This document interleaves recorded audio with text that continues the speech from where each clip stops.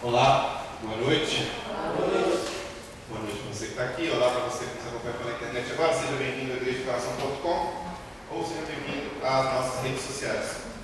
Queridos, Jesus é a solução para o mundo perdido. Amém.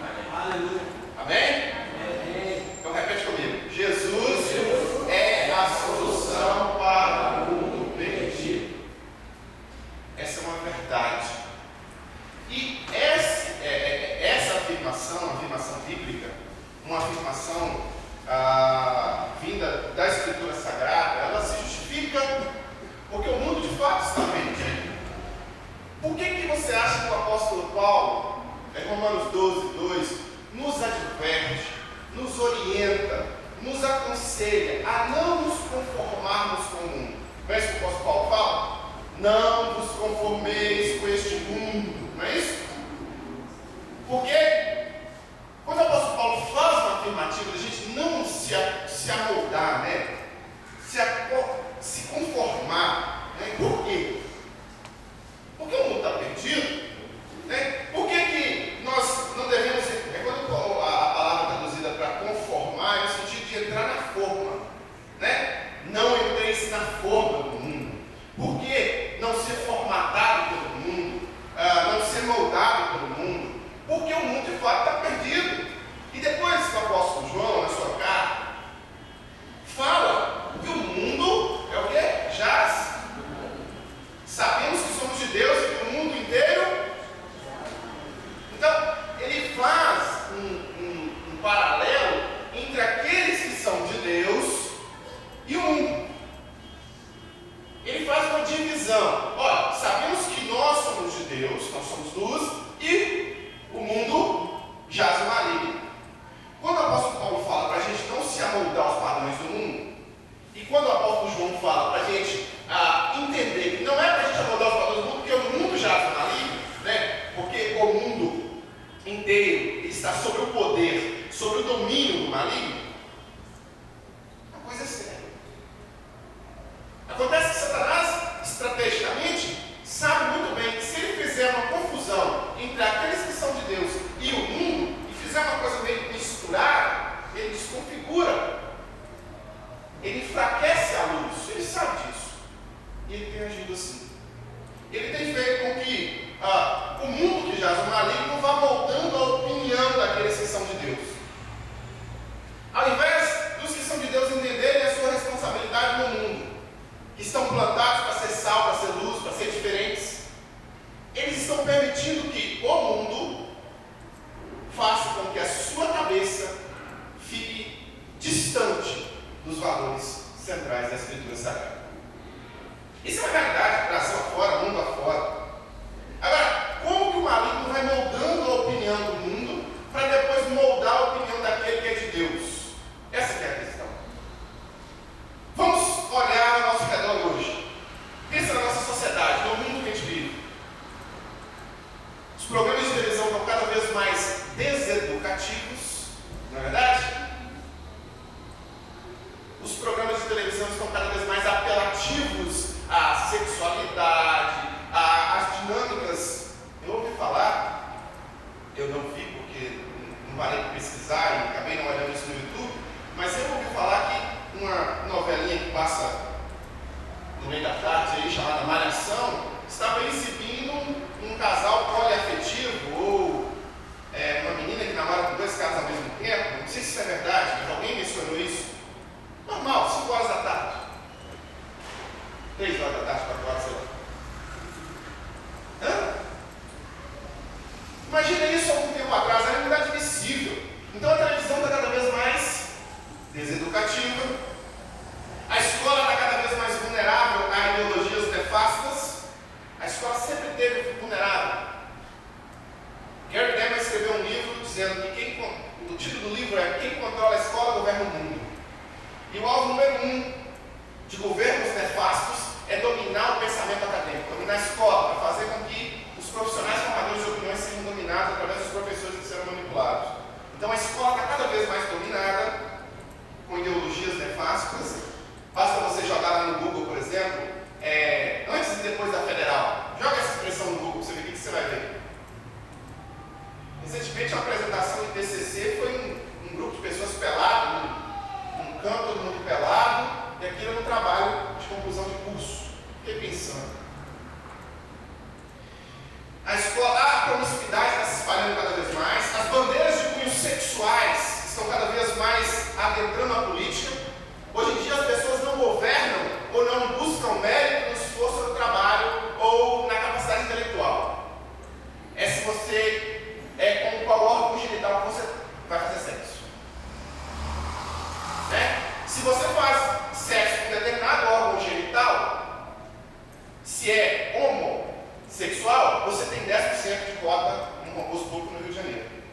Se você é heterossexual, tem família, você disputa com todo mundo.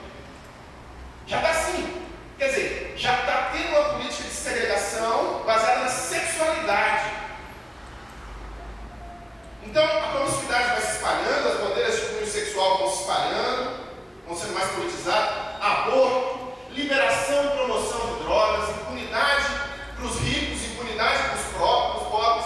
Se é rico, o rico consegue manipular o sistema. Um amigo meu escreveu um livro dizendo assim, só é preso quem quer. Ele é professor aqui há pouco, um livro muito bom falando sobre as garantias. E se você tiver dinheiro para contratar bons advogados, você nunca vai ser preso. Olha o que está acontecendo. Se não surge um juiz que é doido, que coloca a vida dele e da família dele em risco, o político não quer ser preso. E surgiu um juiz no Paraná que falou, olha, quer saber uma coisa? Não estou nem aí para a minha vida, vou cumprir a lei. E está botando alguns poderosos na prisão. Mas a impunidade do pobre, porque o pobre é vítima da sociedade, coitado. Então, ele vai lá, mata, daqui a pouco a lei permite que ele esteja na rua de novo. Política que favorece o bandido, principalmente a infantilização e o desprezo pela religião cristã, travestido de Estado laico. Já observaram? Toda vez que alguém fala assim, não, o Estado é laico, pode saber que a pessoa está querendo censurar a opinião de quem professa alguma fé. Toda vez. Aquele Marcelo Freixo, um bandido que nós temos aí na política, que é um dos líderes do PSOL, que é um grupo de bandidos que se associou para tomar conta do nosso país, junto com outro grupo de bandidos chamado PT, ele advoga muito a ideia do Estado laico toda vez que um parlamentar evangélico vai falar alguma coisa. Toda vez que um parlamentar católico vai mencionar alguma coisa, ele advoga o Estado laico. Essa semana ele botou um grupo enorme de umbandistas dentro da Câmara do Rio de Janeiro para pedir que as igrejas não se apossem do Estado. Um cara lá falou línguas estranhas lá, no estilo Babalorixá e tudo, e para falar que o Estado é laico. O Estado é laico só quando lhe convém. Então, as coisas vão ficando esquisitas. Por que a coisa vai ficando esquisita? Por que o mundo vai ficando... Sabe, o mundo só vai... Então, como que o mundo chegou a ser isso que é hoje? E qual é a solução? Por que você não pode, às vezes, descuidar do seu filho um minuto sequer?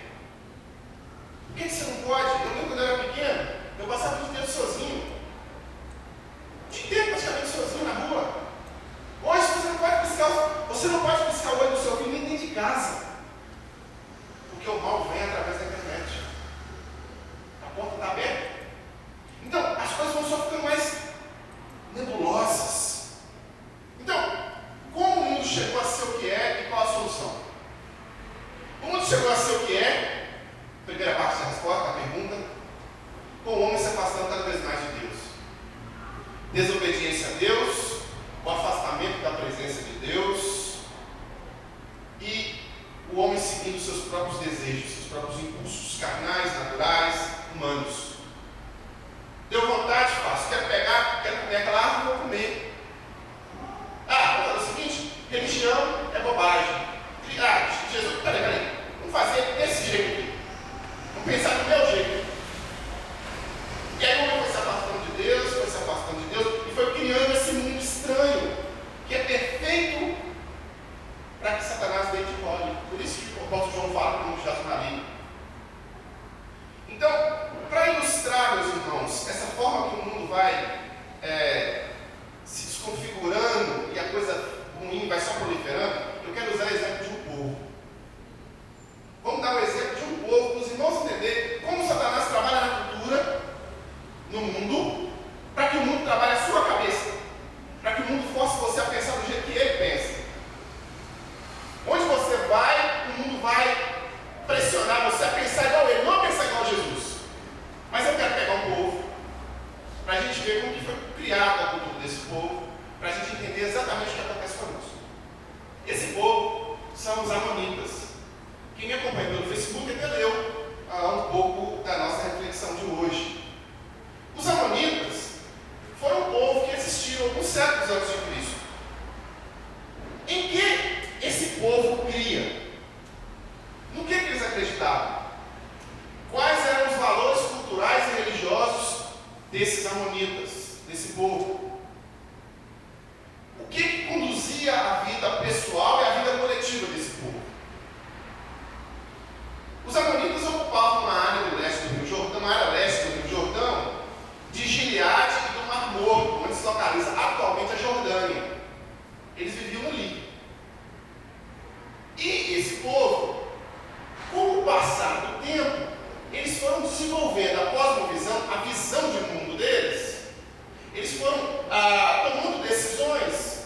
Eles não tinham internet, eles não tinham televisão, eles não tinham a estrutura que nós temos de comunicação. Mas com o passar do tempo, eles foram tomando decisões que foram levando eles a formatar uma visão de mundo, uma cultura. E dentro da cultura amonita, eles começaram a acreditar, a crer numa divindade chamada Moloque. Quem era Moloque? Moloque era um deus. E os amonitas criam nesse deus. O culto a Moloque, o culto que acontecia a Moloque, funcionava da seguinte forma. Eles colocavam uma imagem de Moloque. Eu separei algumas imagens de Moloque hoje. O culto a Moloque era mais ou menos assim. Moloque, eles colocavam uma imagem de Moloque no centro do culto e faziam o seu ritual ali. Aqui nós temos uma imagem que ilustra esse momento de adoração a Moloque. Próximo. Aqui é um dos desenhos que simboliza Moloque. Moloque era um corpo humano e com cabeça ou de leão ou com cabeça de boi, de touro. Pode passar aqui para a próxima. Pode passar mais uma. Isso, aqui já volta. Tá bom? Aqui. Este último desenho nos ajuda a entender um pouco a dinâmica de Moloque. Dentro de Moloque ficava uma fogueira, o fogo ficava queimando constantemente e havia uma circunferência na barriga ou nas mãos dele, ali naquele lugar, onde? Volta, por favor. Volta. Onde crianças eram sacrificadas. Então, se você ver bem o desenho do cara que está fazendo uma oferta para Moloque. Ele está ofertando uma criança. Então, bebês recém-nascidos eram assassinados. Volta mais um, João. Deixa eu ver se tem mais um. Não, mais um. Primeiro. Ali. Não, primeiro. Essa é a primeira? Aí. Sempre tem uma criança na mão do pastor, do líder deles lá, do sacerdote. Né? Obrigado, João. Então eles os amonitas pegavam uma criança recém-nascida e matavam essa criança queimada viva na barriga de Moloque. Então, para a nossa cultura, para a nossa compreensão, olhar para essa atitude é um absurdo completo. Não é verdade? Quando eu projetei essas imagens e expliquei essa forma de adoração, talvez você tenha ficado revoltado. Talvez você tenha pensado, como essas pessoas conseguiram ser tão más? Elas pegam uma criança e vão queimar uma criança viva, a criança vai chorar, vai gritar. Como é que é isso? Essa é uma forma de adoração. E isso foi sistematizado. O culto a Moloque compreendia isso. Era moralmente aceito. Isso era legal. Juridicamente falando, isso era legal. Podia fazer isso. Era algo comum nesse tipo de sociedade amonita que crianças fossem sacrificadas para que Moloque tivesse a sua sede de sangue saciada. O culto a Moloque começava com orgia coletiva, era uma promiscuidade sexual, aquela coisa toda, e depois uma criança era sacrificada, duas crianças, 3 eram sacrificadas. É assustador para você imaginar que você vai subir aquela escadinha, sentar aqui, nós vamos ter uma orgia coletiva, onde todo mundo vai transar com todo mundo, e daí vamos matar uma criança viva, queimada, na barriga de um estábulo. Não é esquisito? Não é estranho? Não é totalmente contra o nosso pensamento, a estrutura de pensamento nossa, totalmente contrária a essa estrutura de pensamento? A nossa estrutura de pensamento foi formatada em 3 pilares. Um deles é a moral judaico-cristã. A moral cristã não admite esse tipo de coisa. Mas essa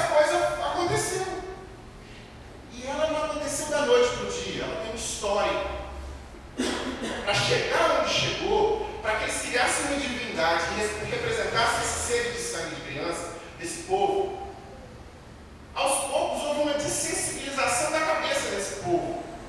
Então, como que eles chegaram nesse ponto que gradualmente foi feito um trabalho sutil e astuto de influência maligna de Satanás, não só de forma coletiva, mas também individual, para transformar esse povo em adoradores de uma entidade que quer crianças mortas, bebês queimados. Vamos pensar juntos essa cultura. Vamos analisar juntos essa cultura. Todos os povos têm uma origem. O povo judeu tem uma origem em Abraão. O povo árabe tem uma origem em Abraão. Abraão foi pai dessas nações. O povo judeu, o povo hebreu, desenvolveu a cultura judaica, a religião judaica de Israel. O povo árabe desenvolveu outra religião baseada em Maomé. E essa religião foi islâmica. Abraão tinha um sobrinho que se chamava Ló. Ló residia numa cidade, no capítulo 19 de Gênesis conta essa história. Ló residia em uma cidade chamada Sodoma. Você deve conhecer, obviamente. Essa cidade era marcada por algumas características, dentre elas um índice altíssimo, completo, quase completo, de promiscuidade sexual. E essa cidade, a perversidade dessa cidade foi tão grande, mas foi tão grande, mas foi tão grande, que essa cidade foi consumida. Diz que a história bíblica, que Abraão ficou lutando com Deus ali, Deus, se tiver 50 pessoas boas lá, e se tiver 20, se tiver... E Abraão ficou falando com Deus, assim, tentando fazer com que Deus não destruísse aquela cidade. Mas, aquela cidade ela é destruída, só sobra Ló, sua esposa e suas duas filhas, que eram residentes dessa cidade. Só eles. E a mulher de Ló, como a história fala, você conhece, ela olha para trás e vira o quê? Uma estátua de sal. Olhou para trás e se deu uma mulher de Ló. Virou uma estátua de sal. Escola bíblica de criança, hein? Estou lembrando agora a música. Então, a cidade foi destruída. A mulher de Ló morreu junto com essa destruição. Sobrou Ló e suas duas filhas. E Ló foi morar nas montanhas. Ló foi morar nas montanhas.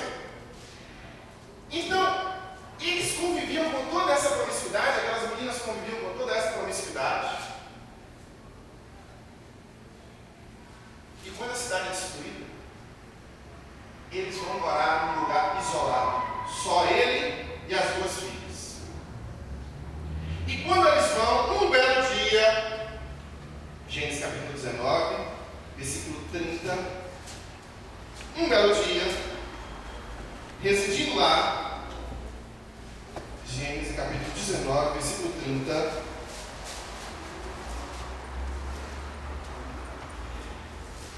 Ló, partiu de Zoar com suas duas filhas, passou a viver nas montanhas, porque tinha medo de permanecer em Zoar.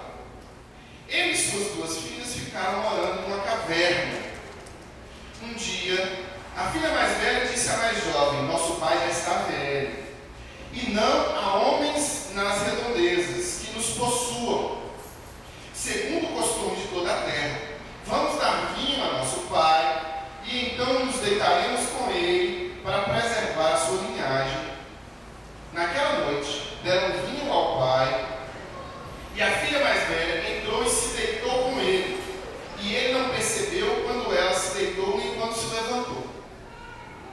No dia seguinte, a filha mais velha disse à mais nova: ontem à noite deitei-me com meu pai, vamos dar-lhe vinho também esta noite, e você se deitará com ele, para que preservemos a linhagem de nosso pai.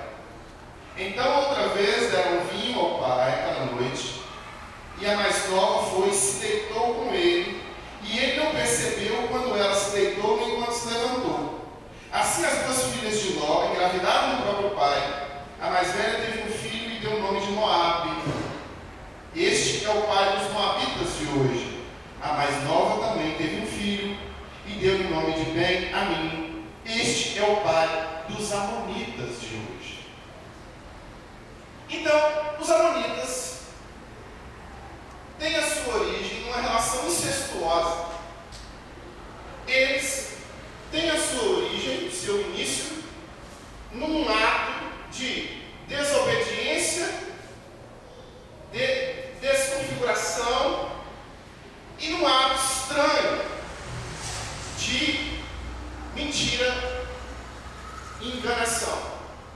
A Escritura diz que as filhas embebedam o pai e depois transam com o próprio pai. Tanto a mais velha, quanto a mais nova. Esses amonitas, depois, mais tarde, bem mais tarde, se tornam inimigos dos israelitas. E os israelitas, durante o êxodo, foram proibidos pelos amonitas de passarem por suas terras. No livro de Juízes, os amonitas se unem com Eglon, rei dos moabitas. Então, amonitas e moabitas se unem contra Israel. Ataques foram feitos pelos amonitas nas comunidades israelitas do leste, do Jordão, e foram um impulso atrás da unificação das tribos sob o comando de Saul. Então, quando as tribos de Israel se uniram, foi porque os moabitas e os amonitas atacaram. Eles se tornaram inimigos. Então, segundo o livro de Juízes, os amonitas, eles exerceram um domínio sobre os israelitas durante alguns períodos de tempo, sendo que seu poderio fora rompido por Eude, que assassinou a traição o rei amonita Eglon. Mais tarde eles se fortaleceram novamente e estavam saqueando Israel quando Jefté obteve uma grande vitória sobre os amonitas e libertou Israel. Então a história dos amonitas com Israel vem mais tarde, bem mais tarde, com a história de guerra. Os amonitas têm, bem no seu início, uma deturpação da criação e da sexualidade. Eles já nascem com um incesto. Ato feito por duas jovens e um pai que viviam numa cultura de promiscuidade e depravação sexual altíssima em Sodoma. Os irmãos estão acompanhando a ordem das coisas? Então, esses mesmos amonitas que herdam essa dinâmica de sexualidade complicada, mais tarde, desenvolvem uma religião que o culto é feito com promiscuidade sexual e depravação e rejeição ao fruto do sexo. O fruto da sexualidade sadia é o filho. E esse filho é assassinado ao deus Moloque. Os irmãos estão acompanhando? Como que a perversão e a depravação sexual projeta e faz com que essa dinâmica se torne coletiva e normal. E se tornou normal para eles a depravação e se tornou normal para eles matar o fruto da sexualidade sadia, que é um filho de uma família sadia. Moloque era o Deus que saciava a sua sede com crianças assassinadas, crianças mortas. Isso era normal. Satanás trabalhou ao longo do tempo, influenciando desde a origem um povo inteiro. Nada acontece por acaso. Quando o Congresso Nacional, por exemplo, vem com um projeto de lei, e esse projeto de lei é assim, assim, assado, às vezes você assusta. Não começou agora.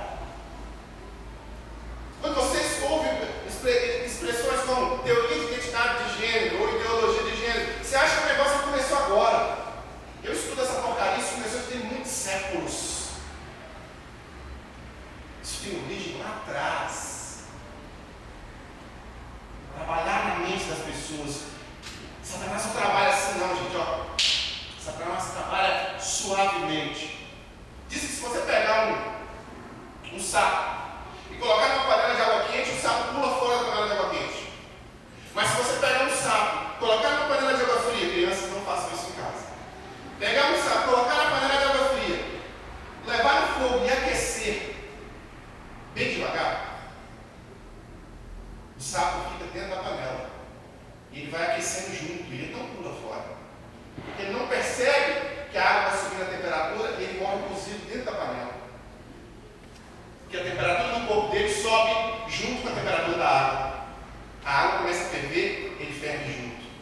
É isso que Satanás faz numa cultura. Foi isso que Satanás fez com os amonitas. Para se tornar natural pedir e clamar o assassinato de um bebê. E eu acredito que eles levantavam as faixas escrito meu corpo, minhas regras, para clamar pelo assassinato de bebês, como se clamam hoje as feministas. Para chegar a um ponto de dessensibilização total, Satanás trabalha em séculos, um degrau sobre o outro degrau. E os amonitas criaram uma cultura de perversidade sexual e de morte. Se fosse sexualidade sadia, teria o fruto da vida, o bebê vivo. Mas essa sexualidade toda depravada, toda distorcida. Então tem que matar o bebê. Entendem, meus irmãos? Porque hoje nós temos movimentos que pegam a morte de bebês e a proteção de bandidos. Tadinho do menor de 17 anos e 11 dias, 11 meses. Ele só tem um tiro na cabeça do pai de família. Não merece, não sabe o que ele está fazendo. Ele não sabe. Mas o de 6 anos que quer trocar de sexo já sabe o que está fazendo. E faz todos os SUS. Pode fazer todos os SUS se quiser. Entende, meus irmãos, como que Satanás vai? E aí a coisa vai se institucionalizando, vai virando regra, vai virando norma. E aí vem um professor universitário, cheio da sua sabedoria, com seu currículo Lattes, com seus artigos escritos, igual Foucault. Um depravado sexual. Um cara que passou AIDS para muitas pessoas, morreu e pouco antes de morrer se converteu em uma religião islâmica. Um ateu convicto que desenvolveu uma escola de pensamento Foucaultiana, que hoje influencia boa parte dos professores universitários que nós temos. Alguns deles eu conheço, se tornaram ateus graças à projeção de vida de Foucault nos livros, e aí os livros influenciaram mais do que a Sagrada Escritura. Então Satanás, ele não chega e coloca o saco dentro da panela de água quente, ele vai fervendo devagar. Foi assim com os amonitas. É assim com você também. É assim com você também. Para que valores que não sejam cristãos, valores que não tenham a ver com a luz, com os que são de Deus, valores que tenham a ver com o mundo, entrem no seu coração e daqui a pouco você esteja defendendo-os. E daqui a pouco você esteja achando normal, bacana, legal. É assim que Satanás age. É a instituição da iniquidade e a generalização da perversão. Saturação constante, e ele não descansa. Satanás ganha muito mais, fazendo o trabalho que ele faz do jeito que ele faz, do que falando no microfone de Macedo. Lá ele não ganha nada, quem ganha é só de Macedo, o povo fica com medo de dar dinheiro. Mas quando ele trabalha na cultura, a ponto de levar a gente a uma sensibilização do que está escrito na Bíblia, do que Deus deixou para a gente, a ponto de pedir a morte de bebês, a ponto de defender bandeiras que são totalmente contrárias à vontade de Deus, que é boa, perfeita e agradável. É assim que a sociedade vai sendo desconfigurada. Mas no caso dos amonitas, os amonitas foram derrotados. Eles foram derrotados não só na guerra, mas também na cultura. A cultura de morte de crianças e a cultura de promiscuidade sexual acabou. Sabe como que acabou? Levítico, capítulo 20. Gênesis, Êxodo, Levítico.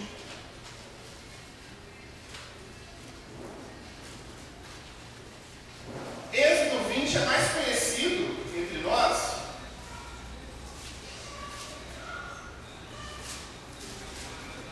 Olha, perdão, Êxodo não. Levítico 20 não é muito conhecido entre nós. O que é mais conhecido entre nós é Êxodo 20, né? Mas Levítico 20 tem aí a ordem clara de Deus.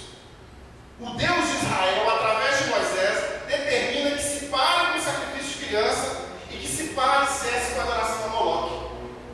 Essa forma de culto e essa cosmovisão, ela sucumbe diante do que é certo, diante do que é justo, diante do que é correto, diante da lei. Porque naquela época as coisas funcionavam um pouco diferente de hoje. Disse o Senhor a Moisés: diga aos israelitas, qualquer israelita ou estrangeiro residente em Israel que sacrificar, a sua Bíblia talvez esteja escrito entregar, vai ter uma marcaçãozinha nela aí, e embaixo vai estar escrito, pode ser sacrificar também, o verbo compreende tanto um quanto o outro, que sacrificar um dos seus filhos a Moloque, terá que ser executado. Lei hebraica, lei judaica. O povo da terra o apedrejará. Voltarei o meu rosto contra ele e o eliminarei do meio do povo, pois deu seus filhos a Moloque, contaminando assim o meu santuário e profanando o meu santo nome. Se o povo deliberadamente fechar os olhos, quando alguém entregar um dos seus filhos a Moloque e deixar de executá-lo, voltarei o meu rosto contra aquele homem e contra o seu clã e eliminarei no meio do seu povo, tanto ele quanto todos os que o seguem, prostituindo-se com Moloque. Viram, meus irmãos? Houve uma força contra outra força.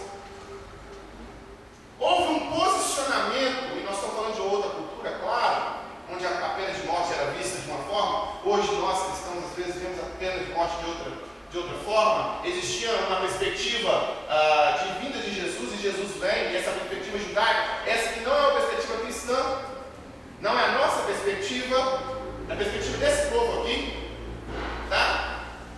Onde compreende algumas coisas que nós não advogamos, mas perceberam que ocorre um movimento contrário para que aquilo não aconteça mais?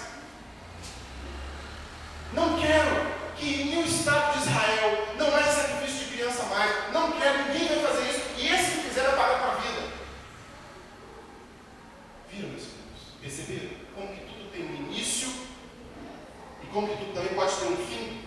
A adoração ao Deus Moloque nada mais era do que uma projeção das complicações históricas, da perversidade e depravação sexual daquela família e daquele povo. Mas e hoje? E hoje, quando o mundo se levanta com bandeiras malucas e contrárias a valores cristãos, quando se levanta contra o próprio Deus, muitas vezes perversões e complicações sexuais individuais movem esse ódio por Deus. E aí eu sou obrigado a falar, e Freud explica. Sou obrigado, porque nos 3 ensaios sobre a sexualidade, Freud versa sobre isso, sobre a sexualidade humana como fio condutor de algumas atitudes, ações, pensamentos. Freud explica. Ele fala que uma sexualidade mal resolvida pode ser um fio condutor de muitas práticas individuais. E claro, óbvio, evidente, essas práticas individuais podem se tornar práticas coletivas, como no caso dos amonitas, como no caso da cultura que vivemos no Brasil hoje. Qual é a resposta que nós cristãos podemos dar aos adoradores de Moloque pós-modernos? Os que defendem o assassinato de crianças? É bonito chamar de aborto, né? Fica menos, né? Meu corpo, minhas regras. Meu corpo, corpo do bebê. São 2 corpos. Os adoradores de Moloque continuam com uma sede insaciável por assassinatos de crianças. E os adoradores de Moloque pós-modernos têm uma sexualidade altamente pervertida e complicada. Da mesma forma. Do mesmo jeito. Ensinando e pregando a mesma promiscuidade. Querendo perverter, querendo depravar a mente das nossas crianças. Através de várias ferramentas, uma delas é através do sistema educacional. os que defendem o assassinato de crianças, os que defendem todo tipo de depravação sexual, são esses que querem aprovar leis no Congresso, formular projetos de lei, ou estão, toda vez que você vai numa reunião na Câmara Municipal ou na Assembleia Legislativa, onde vão discutir leis do plano de lei educacional, você vê aquelas militâncias de grupos, dos diversos, tudo ligado à sexualidade. Por quê? Tudo em nome da diversidade, da defesa dos direitos. Deixem as nossas crianças em paz. Adoradores de Moloque. A resposta aos adoradores de Moloque foi Javé. Javé ou Jeová, a pronúncia, tanto uma quanto a outra não estão corretas, porque nós não conseguimos traduzir o termo corretamente, nós não temos as vogais da palavra, então a gente não consegue traduzi-lo. A gente adaptou para Javé ou Jeová. Mas Javé foi a resposta dos adoradores de Moloque, acabou com o culto a Moloque. Qual que é a resposta hoje? Jesus. Jesus é a solução para o mundo perdido, e da mesma forma que os israelitas foram instrumentos de Deus para combater a adoração a Moloque e a prática de atrocidades naquela época, nós também somos chamados por Deus para isso hoje, para nos posicionar, para não nos conformarmos com esse mundo, mas transformar este mundo pela renovação da nossa mente, comprometendo as nossas vidas com Jesus e sendo sal e luz desse mundo perdido. Essa é a nossa missão, meus irmãos. Essa é a nossa responsabilidade como cristãos. E esse é o desafio que eu queria fazer para você hoje.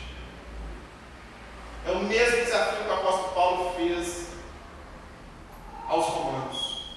Não vos conformeis com este mundo, mas transformai-vos. Transforme o seu pensamento, pela renovação do seu pensamento, para experimentar não a boa, perfeita, e não a vontade do mundo, não a vontade de Moloque, não a vontade daqueles que são pervertidos sexuais e que projetam a sua perversão sexual em livros, em filmes e tentam fazer a sua cabeça. Não é Judith Butler que tem que fazer a sua cabeça. Não é Simone de Beauvoir que tem que fazer a sua cabeça. Não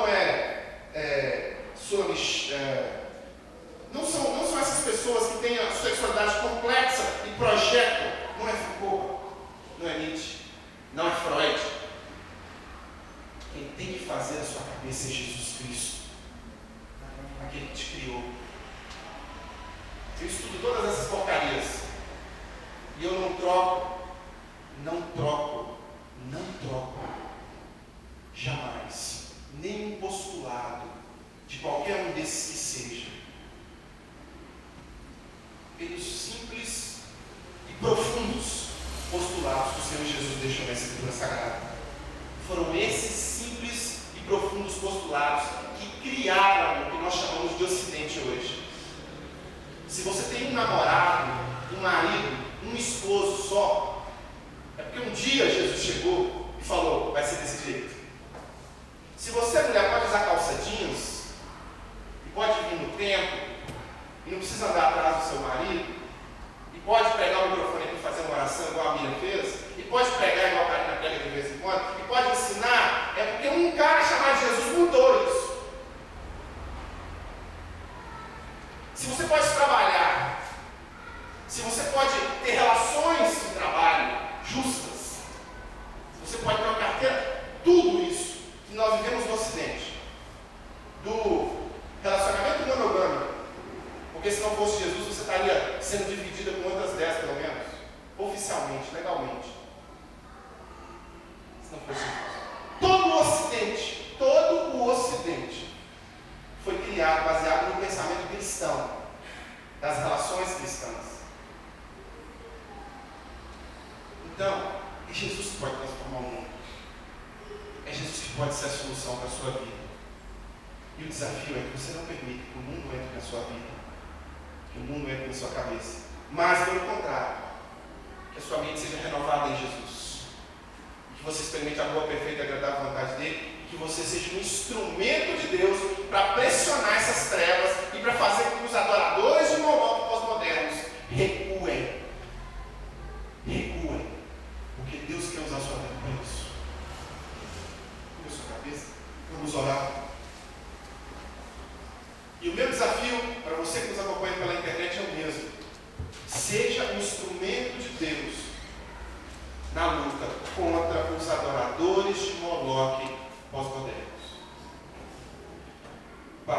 de Jesus, te oramos agora com os nossos corações abertos para a tua vontade.